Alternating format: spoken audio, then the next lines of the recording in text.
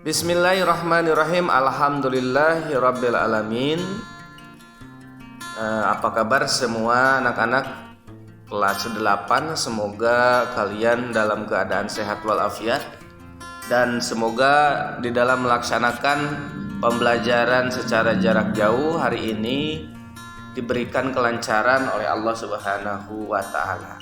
Anak-anakku sekalian, kita akan melanjutkan pembahasan yang akan diberikan pada hari ini yang sebelumnya pernah diberikan, tetapi ini melanjutkan pembahasan tentang teknik dasar bermain pantomim.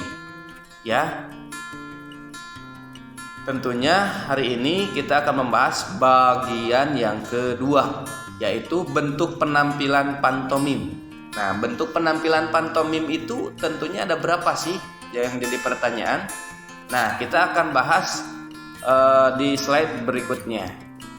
Anak-anakku sekalian, bentuk penampilan pantomim jika dilihat bentuknya seperti ini. Bentuk penampilan pantomim dapat dikelompokkan sesuai dengan jumlah pemain yang tampil. Jadi bisa dikelompokkan, bisa disebutkan sesuai dengan jumlah pemain yang tampil, yaitu pantomim tunggal, pantomim berpasangan, dan pantomim berkelompok. Ya. Nah, jadi bisa disebut pantomim tunggal, pantomim berpasangan, dan juga pantomim berkelompok. Bentuk penampilan pantomim jadi ada 3 ya untuk anak-anak. Pantomim tunggal dimainkan oleh satu orang pemain, jelas ya, karena namanya juga tunggal. Jadi dimainkan oleh satu orang. Biasanya tema dan adegan yang ditampilkan berupa permasalahan yang dihadapi oleh seseorang dalam berbagai kondisi. Itu yang disebut dengan pantomim tunggal. Ya, pantomim yang dimainkan oleh satu orang. Yang kedua, pantomim berpasangan. Nah, pantomim berpasangan ini adalah pantomim yang dimainkan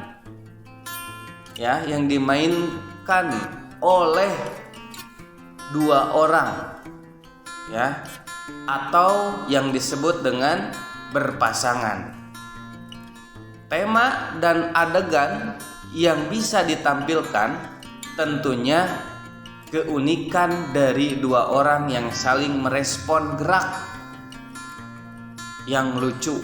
Nah, jadi untuk pantomim berpasangan ini adalah pantomim yang diperankan oleh 2 orang yang saling merespon gerak yang lucu. Nah, jadi yang kedua itu adalah pantomim berpasangan. Nah, anak-anakku sekalian, yang selanjutnya adalah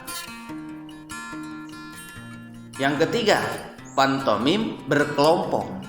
Nah, untuk pantomim berkelompok itu dilakukan lebih dari 2 orang atau secara berkelompok namanya. Ya, gerak-gerak pantomim secara berkelompok dapat dibuat adegan seperti menirukan gerak-gerak sekelompok bebek yang digembala oleh seorang petani. Jadi bukan artinya seseorang yang seseorang yang menampilkan pantomim berkelompok itu seperti bebek, tetapi ini istilahnya hanya dalam segi geraknya. Itu kan, kalau bebek kan diarahkan ke kanan, maka bebek tersebut akan mengarah ke kanan. Diarahkan ke kiri, sekelompok bebek tersebut akan mengarah ke kiri. Nah, maksudnya dalam segi pergerakannya saja. Nah, untuk anak-anakku sekalian, itulah bentuk penampilan pantomim berdasarkan jumlah pemain yang tampil dalam suatu penampilan. Jadi ada tiga.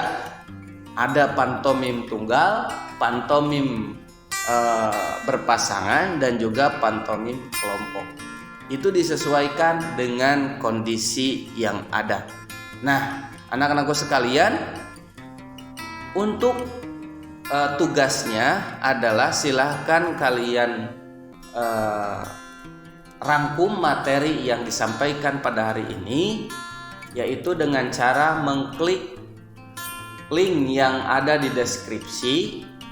Ya, dengan cara mengklik link yang ada di deskripsi, maka kalian akan diarahkan ke dalam catatan pribadi saya tentang penjelasan yang berkaitan dengan materi yang disampaikan hari ini.